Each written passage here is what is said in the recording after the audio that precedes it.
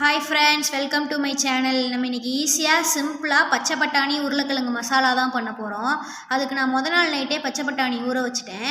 தேவையான அளவு உருளைக்கிழங்கு எடுத்துக்கோங்க. கல்லுப்பு போட்டு 3 விசில் விட்டு தனியாக எடுத்து வச்சுக்கோங்க. தோலை உரித்து ஸ்மாஷ் பண்ணி வச்சுக்கோங்க. இதுக்கு நம்ம இடையில கடாய் வச்சுக்கலாம். எண்ணெய் ஊற்றி கடுகு உளுந்தம் பருப்பு போட்டு சோம்பு போட்டு தாளிச்சுக்கலாம்.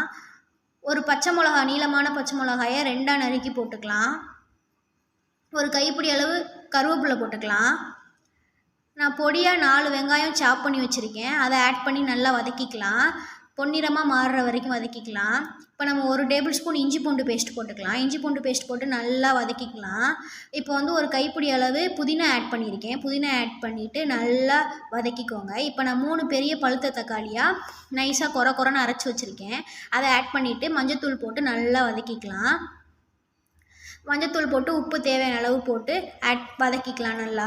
1 ஸ்பூன் மிளகாத்தூள், 1 ஸ்பூன் மல்லித்தூள், 1 ஸ்பூன் கரம் மசாலா இதெல்லாம் போட்டு நல்லா வதக்கிக்கலாம். பச்சை வாசம் போகிற அளவுக்கு, எண்ணெய் பிரிஞ்சு வர அளவுக்கு ஒரு 1/2 டம்ளர் தண்ணி ஊற்றி நல்லா வதக்கி விட்டுக்கலாம். எண்ணெய் பிரிஞ்சு வந்தோன்னா நம்ம வேக வச்சுருக்க உருளைக்கிழங்கும் பட்டாணியும் ஆட் பண்ணிக்கலாம். ஆட் பண்ணிவிட்டு நல்லா மிக்ஸ் பண்ணிக்கலாம். லைட்டாக கல்லுப்பு, எனக்கு உப்பு பத்தலை, அதனால நான் ஆட் பண்ணியிருக்கேன். இப்போ ஒரு கைப்பிடி அளவு கொத்தமல்லி ஆட் பண்ணிவிட்டு நல்லா கிண்டிட்டு இறக்க வேண்டியதுதான்.